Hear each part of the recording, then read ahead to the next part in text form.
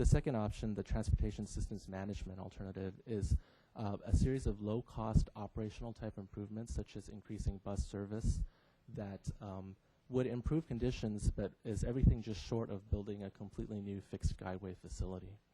So the build alternatives, everything's pretty much on the table right now. So we have bus rapid transit as a potential, light rail, which could include streetcar alternatives, commuter rail like the Metrolink system, and high-speed rail. We will be looking at different vertical alignments, including elevated, at-grade, and depressed options. I wanted to mention a number of related studies in this area that we will be coordinating with and keeping track of as they impact the use of this railroad right-of-way. One is the Santa Ana Garden Grove Fixed Skyway Project, which is currently under study. It would potentially traverse this Pacific Electric right-of-way between Harbor Boulevard and Raitt Street in Santa Ana and Garden Grove.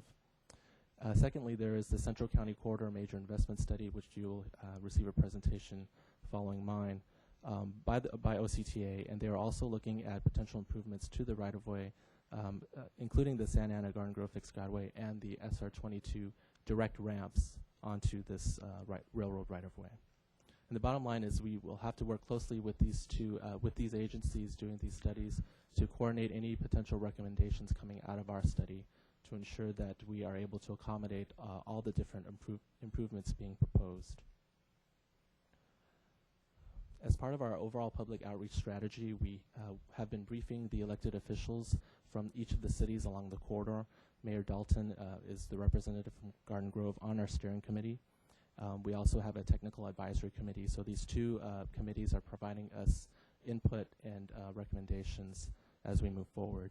We will also have 3 rounds of community meetings throughout the study. The first round is actually going to begin next week, and I'll provide a list of the meetings in a subsequent slide. We also have other communication tools we'll be incorporating, including the project webpage and also newsletters and use of new media. In our interviews with each of the cities, several dominant themes have emerged, and I want to run through these really quickly. First is traffic. Because it's a diagonal right-of-way and it crosses many major arterials that run both east-west and north-south, there was a lot of concern from the cities about the impact on traffic, and also recommendations that we look at elevated alternatives or underground alternatives so that we don't impact the streets. There is also concern about the quality of life. There are a lot of single-family residential neighborhoods adjacent to the railroad right-of-way, and there was concern about the impacts due to noise, air quality, aesthetics, and so on. There was a question about speed. In order to attract people to take transit, we have to develop an alternative that provides a competitive advantage to the automobile. So there was a request to have transit service that did provide some time advantage. There was also the issue of cost, not just in terms of how expensive this project could be, but also how expensive it would be for a typical rider, and what kind of fares would they be expected to pay to get on the system. Congestion relief, there was the issue of whether this project would actually attract enough ridership to result in congestion relief on the adjacent arterials and freeways, and whether this project is a cost-effective approach to reduce congestion. A lot of cities identified development as an opportunity for this project. They have made land use and planning changes in preparation for potential transit stations within their cities to spur economic development. There was also the issue of employment. A lot of cities look at this project as a way to bring employees to job sites in their cities, and also to allow their residents to access employment opportunities. And similarly, the last 2 items also involve access to educational and cultural opportunities, and also access to recreational opportunities. A lot of cities are looking at this right-of-way to also provide bicycle and pedestrian facilities for their residents. I mentioned the number of community meetings that we will be holding. The purpose of these meetings is to introduce the study to the public and ask for their input on what kinds of issues that they're facing and how this project might potentially address those issues. Also, what's the best way to communicate with them and keep them involved and informed of what we're doing. We also want to create a comfortable environment for them to share their thoughts and ideas with us. This first round of community meetings, we will have 6 along the corridor. The first one is in Garden Grove at the community center here on Tuesday, June 15th at 6:30 p.m. I want to thank the city for being gracious and allowing us to use their facilities. And that concludes my presentation. I'll be happy to answer any questions. Thank you. Any questions? You're planning on a community meeting in Huntington Park on Salt Lake recreational facility there. Are you planning on running this rail and hooking up a Union Station up the old Union Pacific right away? That's definitely one of the potentials that's on the table right now, the UP rail line that runs north from Paramount into Union Station. And that's why we've included all of those cities. Seems like it'd be a natural. Yes. Yeah. Any other questions? Thank you very much for your presentation. Okay, 2C. 2C, we have Tamara Warren from OCTA to give us somewhat of a related presentation on the Central County Corridor Major Investment Study.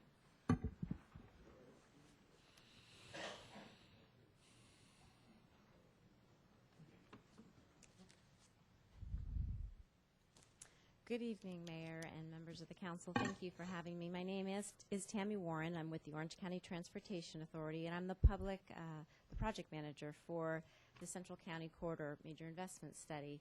I came to this council several months back, I think last year, to provide you an update on where we were headed and what we intended to do as part of this process. And today I'm here to kind of share where we've gone and where we are today. I want to start first with just kind of a reminder of what the Central County Corridor Study Area is. And as you can see on this slide, the study area is bordered at the north by Ball Road, on the east by the 55, the south PCH or Pacific Coast Highway, and the west Beach Boulevard. There are 12 cities in the study area and 4 supervisorial districts. So what is a major investment study? Just as a reminder, it's a integrated planning, engineering, and public outreach process. And what that means is as we look at different projects, as we look out to the year 2035, we want to make sure that things that we come up with are not only technically feasible and make sense from an engineering standpoint, but they also have public support, because if we bring things forward that don't have the public support, we won't be successful in making sure they're implemented.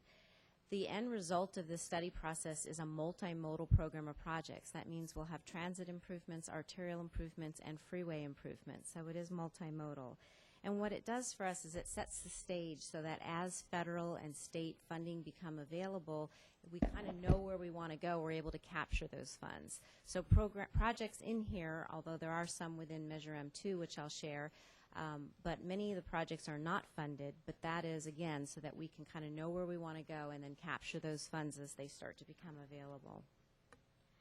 This is our study process slide that just kind of shows you where we start off broad with all projects on the table and all ideas or concepts that people say, hey, why don't you look at whatever it is. Things like the 57 extension, taking the 57 from where it currently terminates at the Orange Crush and running it down the Santa Ana River. Ideas like that kind of come up through this process, and we start to look at those. And then we weed them out, but depending on, again, that public input and technical feasibility. As you can see on the slide, we're near the end of this process. We're near to going to our OCTA board to recommend a locally preferred strategy. This slide kind of shows you how the screening process works, and screening just means we look at some of those ideas and concepts that I mentioned. We take a look at them to see how much they cost, whether they're technically, whether we can build them, and then again, is there public input? And things start to fall out, and things such as that extension of the 57 freeway did fall out because it didn't have public support. Another major project that did fall out early on was the widening of the 55 freeway, adding 2 lanes to the 55. That would have gone outside of the right-of-way. It would have impacted homes and businesses, and once again, because of that lack of support, that concept was eliminated. However, something coming forward is the addition of 1 lane on the freeway where it can be done within the existing right-of-way. So that just gives you an idea. At this point, we're down to the list of projects that we believe should move forward, that we believe have support. Some of them are not necessarily projects. Some of them need to be continued to be studied, but we believe we have a good list of projects that technically make sense and also have public support.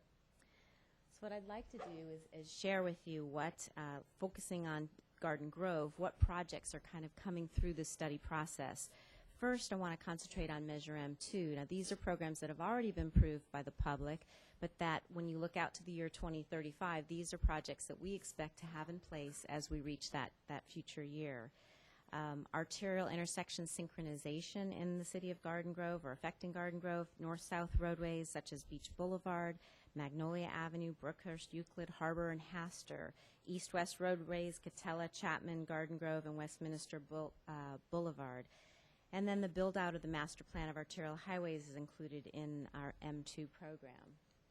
Additionally, on the freeway side, we have an additional HOV lane on the 5 freeway, a second lane from the 55 to the 57, and I mentioned earlier an additional lane on the 55, as well as some other freeway improvements.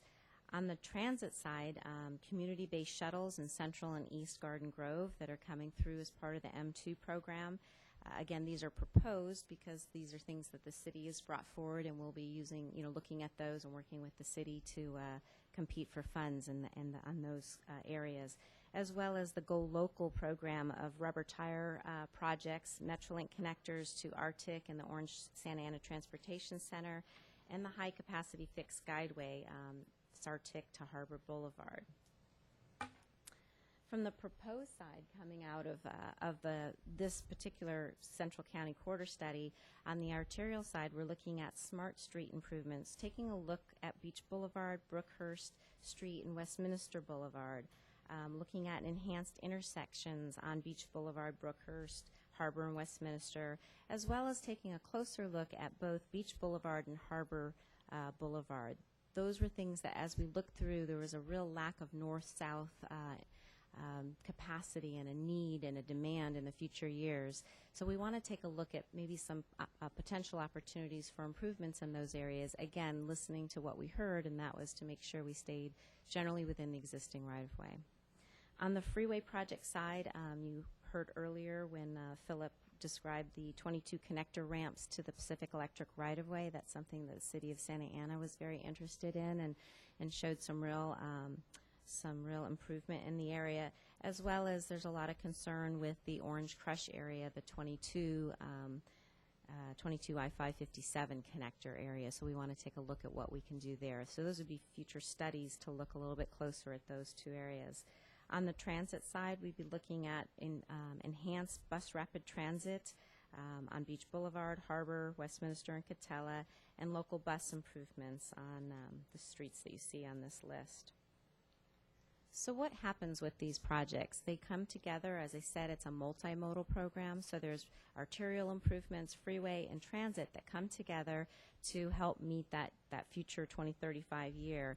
And as I mentioned, there was a real push from the community and from our local elected officials in the study area that we needed to really focus on maximizing the existing infrastructure, seeing what we could do to make it more efficient, but all the while making sure we kept community impacts at a minimum. This slide just shows you what we hope to achieve. On the freeway side, we're looking at, with Measure M2 and these proposed projects, about 12 projects on the freeway side for improvements, arterials 112, and transit 33. And what we expect this to result in when we look at the year 2035 and compare it to if we did nothing and we only what's already planned and approved, we're expecting that we will, if we implement these programs, a 17% delay, a reduction in delay on the freeway side compared to baseline, as well as a 44% reduction in delay on the arterial side, and in transit ridership, hopefully we would achieve an increase of about 20%. This would be for a total cost of $3 billion, which some of this is funded, or a good chunk of this is funded through M2, and the rest, again, would be what we'd be looking as we go out in the future years for state and federal funding to help us achieve this. My last slide just shows you kind of what our next steps are. I'm doing these city council briefings to all the cities in the study area that are interested in having us come. We are planning public open houses. In fact, we have our first one this Thursday, June 10th, from 5 to 7 p.m. right here in Garden Grove at Evans Elementary School. We have 2 additional ones, one on June 16th in Fountain Valley and one on June 17th in Tustin. Then we hope, if we feel that what we heard from the public matches what we think we should move forward, we'll bring that back to our board of directors, OCTA's board, in August, and get their approval for that. And if everything is approved, that it will be incorporated into our long-range transportation plan. And again, as funding becomes available, those will be the projects that we'll be seeking to get funding for. So that concludes my presentation. I do just want to thank the city. I know Mayor Dalton and Director Dalton for us has been participating on that public. Our Policy Advisory Committee, your staff has been, and they helped us with publicizing the open houses by getting information on your website as well as onto your public access channel. So thank you very much for your help. Thank you. Any questions? Thank you very much. Okay, I'm going to pull item 5B from the consent calendar.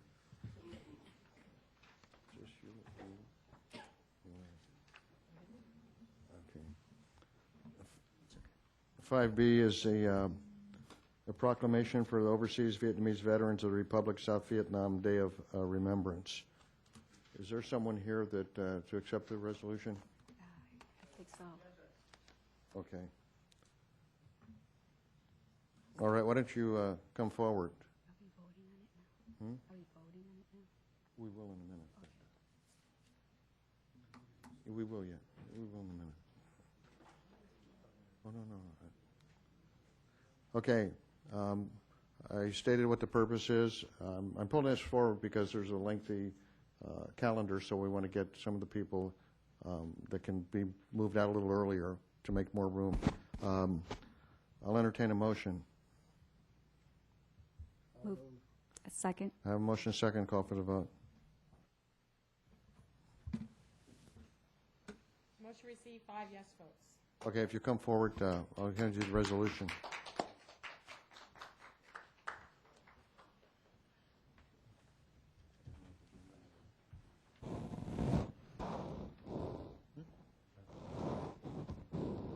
We've got a couple of people coming up with the camera, so wait more. Thank you. Okay, turn around.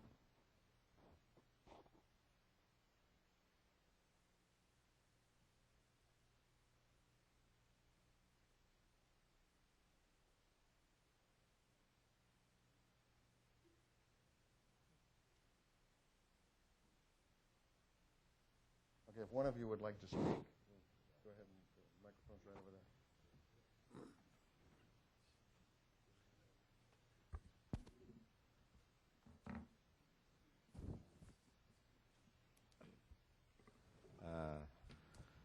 The Honorable Mayor William Dutton, Honorable Councilman and Council Madam, in behalf of COVA, the Coalition of Veteran Vietnamese, we sincerely appreciate it for your declaration, and it's meant a lot for us. And COVA have been a major trust and fort for community, seeing majority families in Garden Row and Santa Ana's and Westminster all close tie with the military route. In behalf of the absence of the president of COVA, I represent COVA and really sincerely appreciate it. Thank you very much. Thank you. Okay, and now open oral communications for the council, for the agency, and the sanitary district. Bob Main.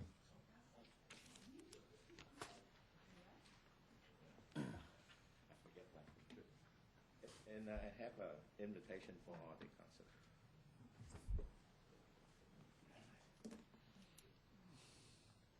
Mr. Mayor, council, staff, thanks for the opportunity to be here tonight.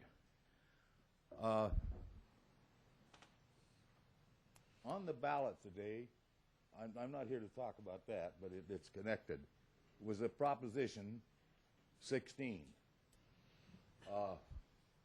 promoted by one of the big utility companies to the tune of close to $50 million. I got a flyer in the mail, and I was shocked to see where the Garden Grove Chamber of Commerce endorsed that proposition. So I called the chamber and talked to the president and was told that that decision was made by the Governmental Affairs Committee, and I still don't understand why they endorsed that proposition. It's called the voters' rights. It was more like PG&E rights.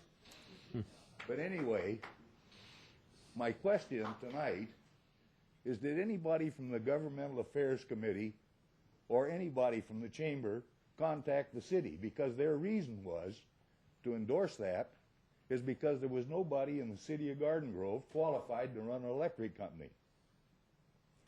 That's the end of my question. Yeah, I'm not aware of anybody being contacted. Okay. No. That's it. Okay, Bob, thank you very much. Would I ever, Well, the answer, I mean, Yeah. Matt's speaking for the city, and none of, well, I can't speak for the rest of the council. I No one understand. contacted I me, though. understand. Thank you. You bet. Thanks for the opportunity to be here. Okay. David Terry Lotherborn.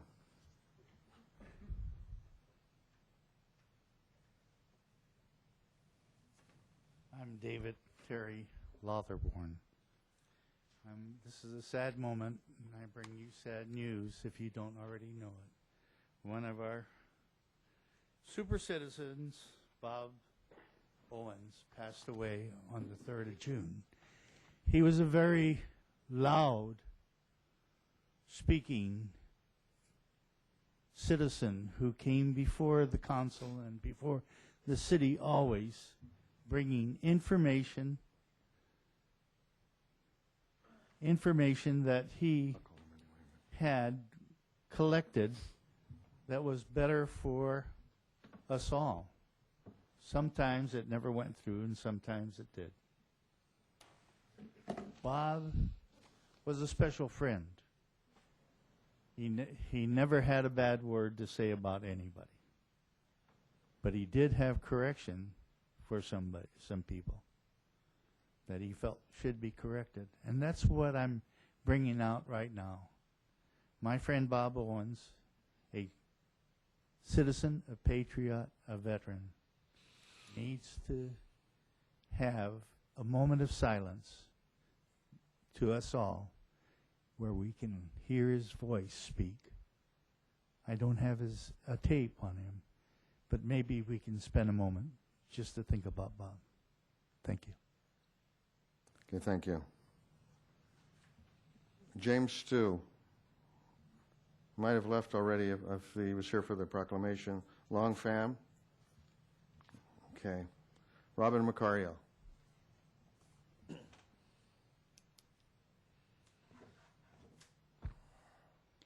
Good evening, City Council, Garden Grove residents. I'm Robin Marcario. I would like to take also, as David did a moment ago, to take this brief opportunity to say a few words regarding the passing of Big Bob Owen. Big Bob Owen died last week after a struggle with cancer for several years. He attended City Council meetings for decades, contributing his views on issues in our great city. He would express his genuine concerns for the unemployed, the prohibitive costs of housing, and other issues of the silent majority. He was the voice of the people. His booming voice filled these chambers and commanded everyone to listen. It was especially difficult for me to stand up and speak after him, for the room was filled with his lingering, bellowing voice. His beloved wife, Kathy, often recounts upon her husband Bob Owen's notoriety.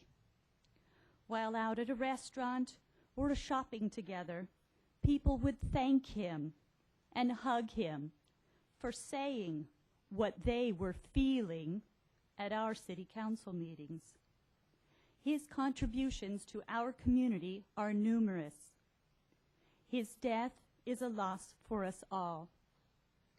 Big Bob Owen was admired by many, loved by more, and will be missed by everyone. Okay, Charles Mitchell. Good evening, Mr. Mayor, members of the council, and staff. Today is election day, and it's very confusing for a lot of people.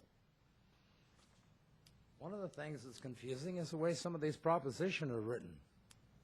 If you vote yes, that means you don't like something. So in essence, voting yes means no.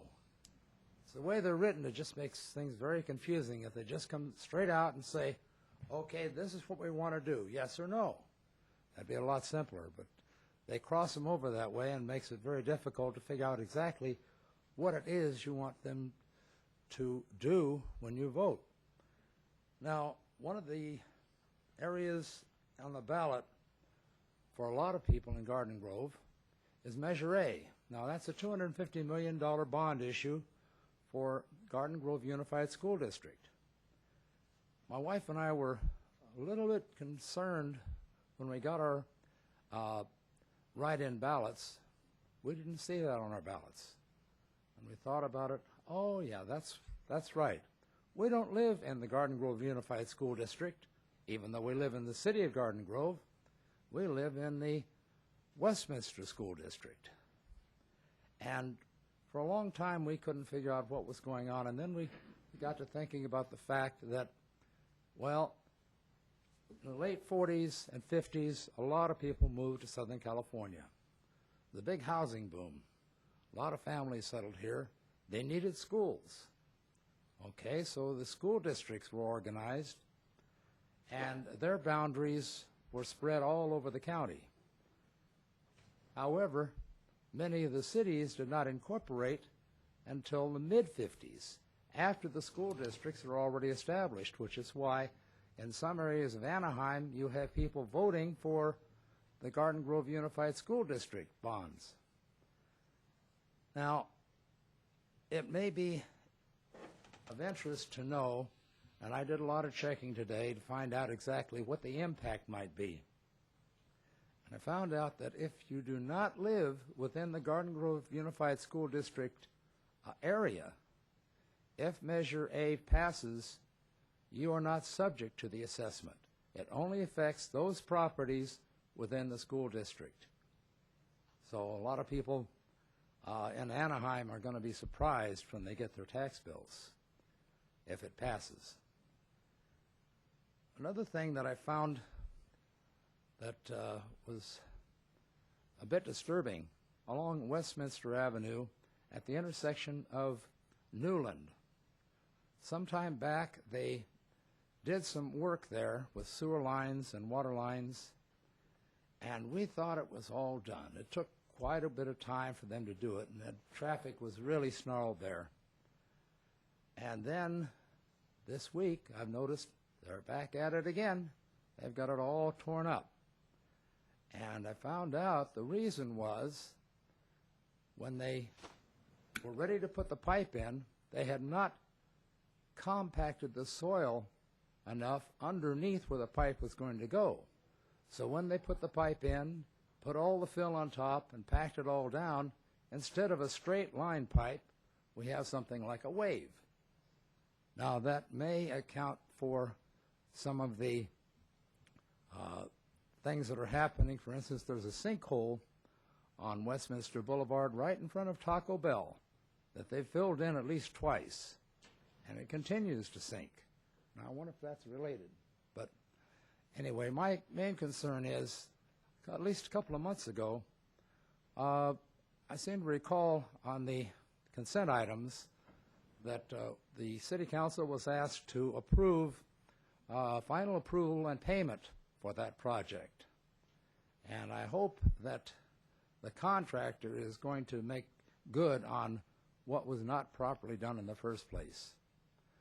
And knowing Bob Owens, I think he would have loved this issue, because he would have wondered if the city supervisors who inspected that trench were fully aware of the fact that it was not properly done. I think Bob will be looking down on us just to see if we handle this properly. Thank you. Thank you. Mr. Jones, will you look into this and get back to me on exactly what's happening over there, and we'll have an answer at a later date. Okay, I'm closing our communications.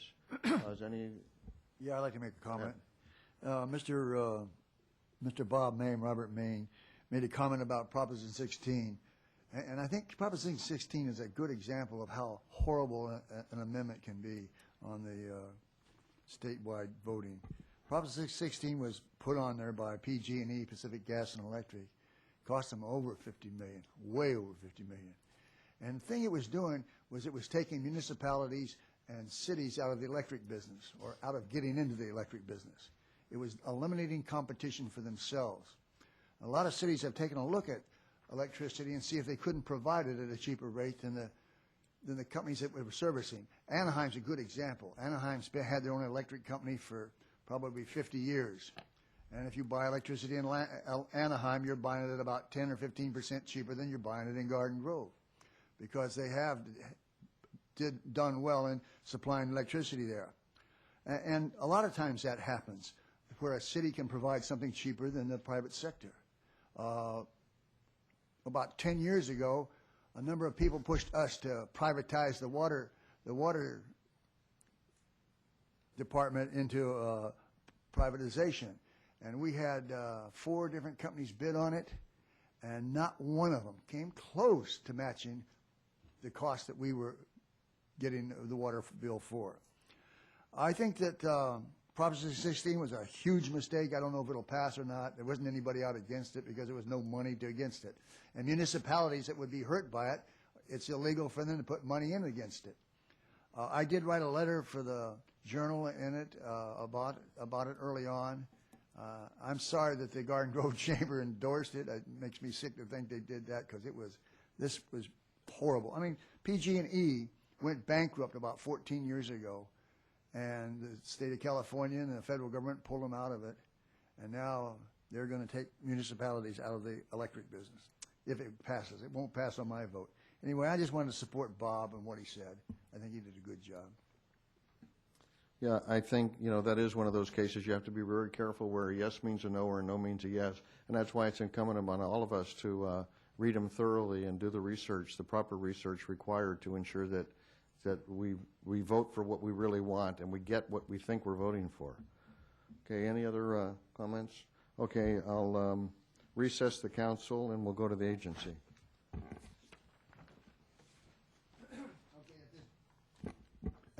At this time, we'll open up the Garden Grove Agency for Community Development. Would you please call roll? Member Dalton? Here. Member Doe? Here. Member Jones? Here. Vice Chair Wynn? Here. Chair Broadwater? Here. Okay, let's go to consent items. Mr. Fertel? You have 2 items, 4A and 4B, and it's recommended that these items be acted on simultaneously unless a separate discussion is requested. Move both. Second. We have a motion to move the issue and a second. Call for the vote. Motion received, 5 yes votes. Well, we have no public hearings. We have no items for consideration. Matters from agency members. Any? None. Any from the director? No. Okay, at this time, we will adjourn until June 22nd at 5:30 p.m. Okay, now we'll go to the sanitary district.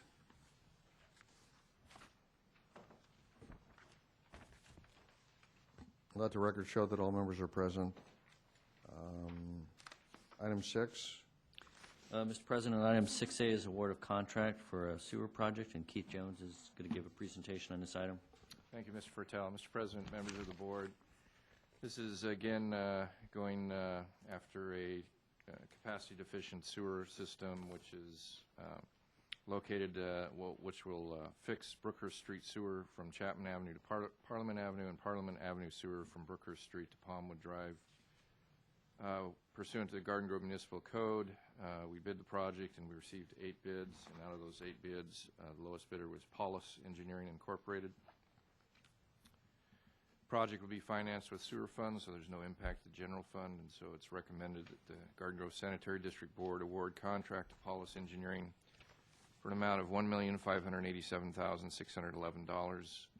Also to reject all other bids, and finally to authorize the general manager to execute the agreement on behalf of the sanitary district.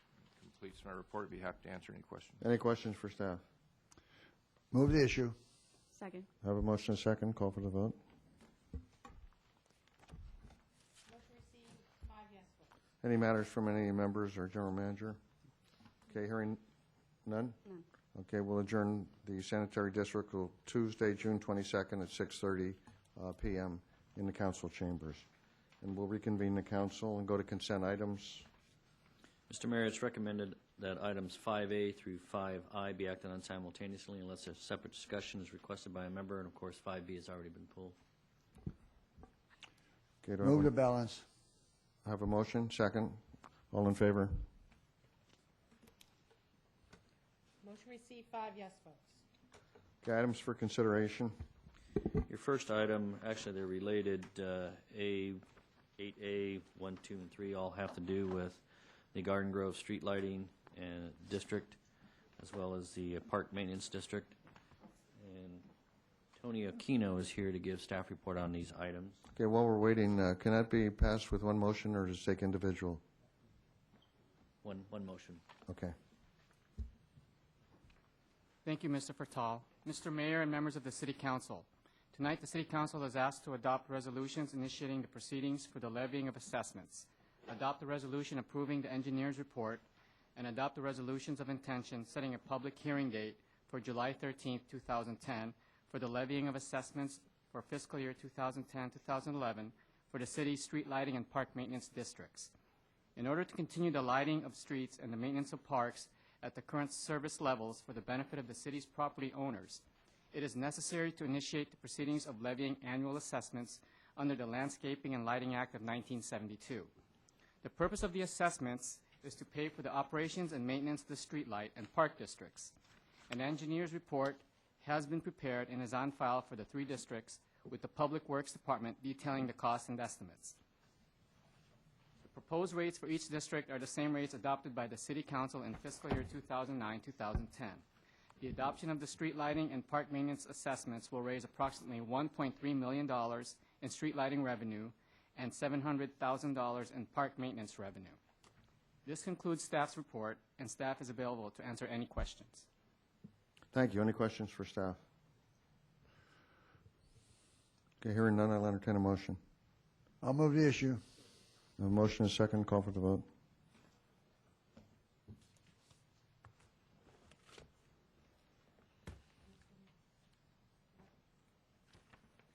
Motion received, 5 yes votes.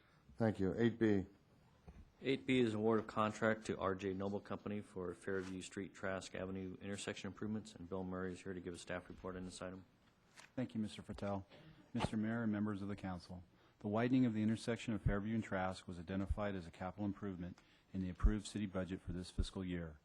On May 24, 2010, 7 qualified bids were opened. The lowest qualified bid was from R.J. Noble for just under $500,000. Should council award the contract tonight, work will begin once the utility poles are relocated, which should be done by September. Construction will likely take about 8 months, and we expect a lot of that to be, well, part of that to be delays due to weather. However, the construction will be done in a manner to minimize the impact on traffic. The project will be funded with Measure M turnback monies, Measure M grant, and gas tax, a combination of all those funds. Staff recommends the award of the project and execution of the construction agreement with R.J. Noble. This concludes staff report.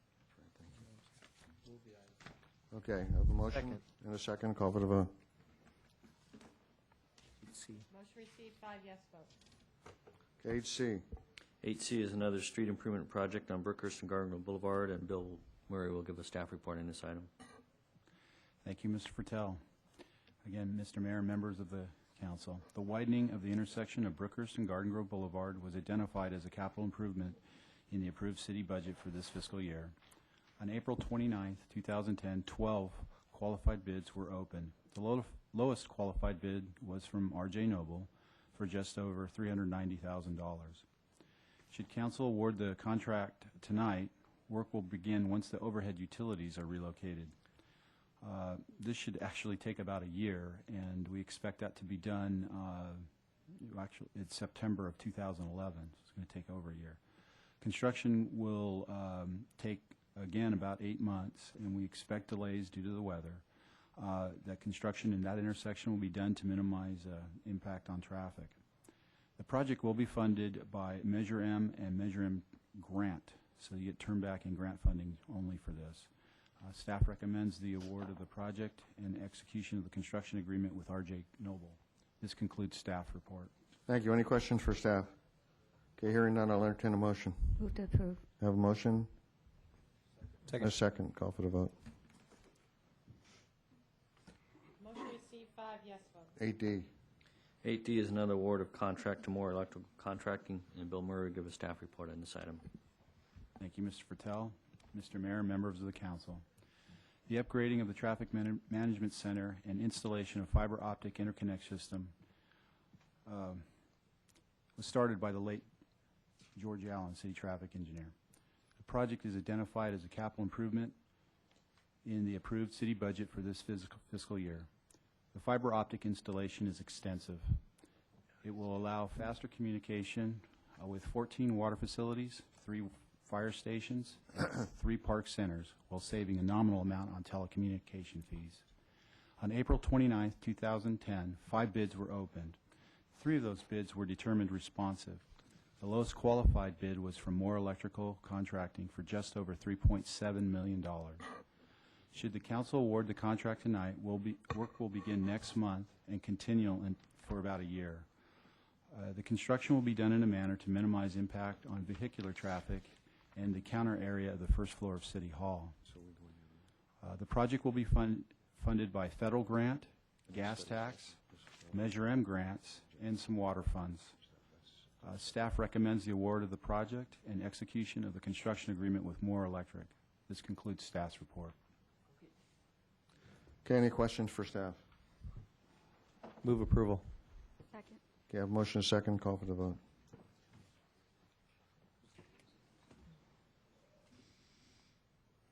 Yours didn't. No. Motion received, 5 yes votes. 8E. Mr. Mayor, 8E is an amendment to the affordable housing agreements with Tamerlane Associates, and Katie Angel is here to give a staff report on this item.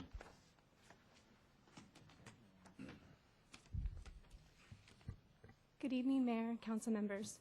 Before your consideration tonight are 11 amendments to affordable housing loan agreements with Tamerlane Associates, LLC, to extend the city's option term to repurchase the properties from the owner and amend the definitions of the repurchase prices for those properties. In February 2004, the city's Neighborhood Improvement Division began working with the owner for the acquisition of several apartment buildings near the Harbor Corridor located on Tamerlane Drive, for the purpose of rehabilitating those buildings and allowing those units to be affordable to low-income families through affordability covenants. Since that time, the owner has entered into 11 affordable housing agreements with the city and 2 affordable housing agreements with the Garden Grove Agency for Community Development. The agreements between the city and the owner currently provide for an option term to repurchase the properties of 10 years from the date the owner acquired the properties. City staff has prepared amendments to the affordable housing agreements to extend the option terms so that they will expire on March 19, 2030, to be consistent with the expiration of the option terms in the 2 agreements recently approved by the agency in January of this year. The extended term will allow the city to ensure the long-term stability of the neighborhood by permitting the city to repurchase the properties if necessary. The owner has agreed to extend the option terms in exchange for amending the option purchase price to include a monthly asset management fee that accrues beginning in the 37th month following the acquisition. The amended option price will be calculated as the amount of the then current balance of the owner's bank loan plus the then current balance of the city loan plus the asset management fees accrued to that point in time, less net profits retained by the owner, plus operating losses. The option purchase price becomes payable if and when the city exercises the option to repurchase any of the properties. The amount of the asset management fee for each property is calculated based upon the original developer fees included in the original agreements for the property divided by 24 months. There are no fiscal impact fees from these amendments unless the city exercises the option to repurchase any of the properties before the expiration of the option term. If the city exercises the option, the fiscal impact will be equivalent to the monthly asset management fees accrued up until the point when the option is exercised, less the amortization of the bank loans, which will reduce the overall purchase price. Staff recommends that the City Council approve the attached amendments to the affordable housing loan agreements between the city and the owner, and authorize the city manager to execute the amendments and all other documents necessary to implement the amendments. That concludes the presentation, and staff is available to answer any questions. Thank you. Any questions for staff? Is there a time limit on repurchase? I mean, if we decided to buy them back next year, could we do that? Yes, we could. The option term will extend for all properties now until March of 2030. I won't be here then. Any other questions? Okay, I'll entertain a motion. Move the issue. Second. Motion is second. Call for the vote. Motion received, 5 yes votes.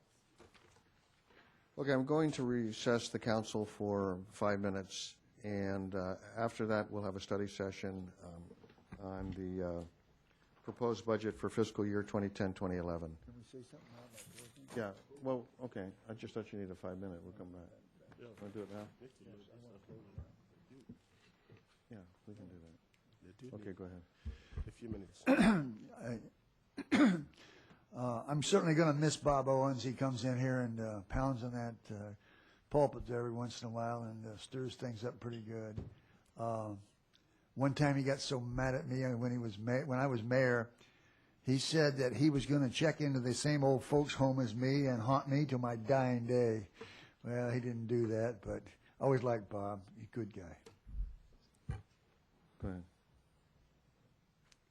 I'm sorry to hear Bob Owens' death, and I want to send my condolences to his family.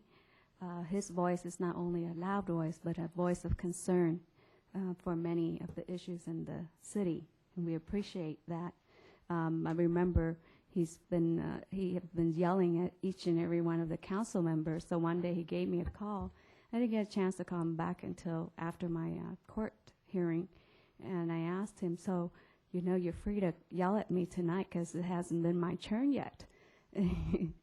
But to my surprise, he's never spoke loudly in my direction personally, so I appreciate that. Want to, again, share in the loss of Bob's death with his family.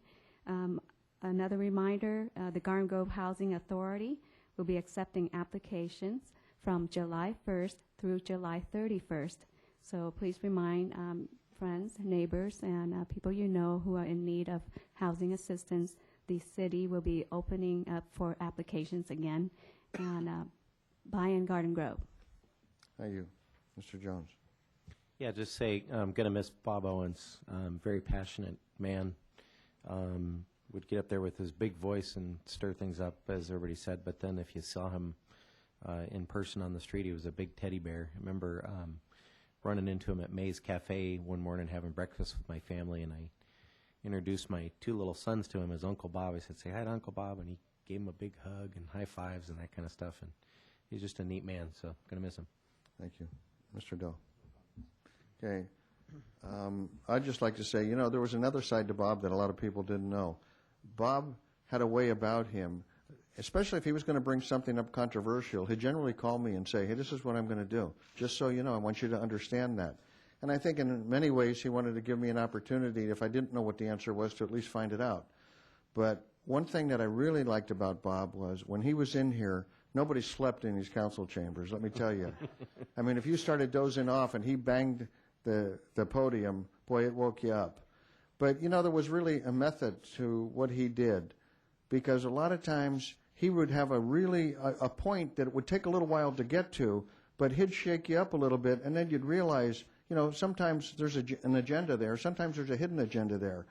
But I don't think he ever truly said a mean word about anybody. He liked to rile us up a little bit, and, you know, I hope there's a new Bob Owens out there, because I'll tell you, it really made us do more, made us be more cognizant of our jobs and find out some of the answers that he was going to ask. But what he did, he really did do it for the community. And there'll never be another Bob Owens. But I'm really going to miss him. And after tonight, when we're at the end, I'm going to adjourn the council in his honor. And my thoughts and prayers do go out to his family, because Bob really was a wonderful guy.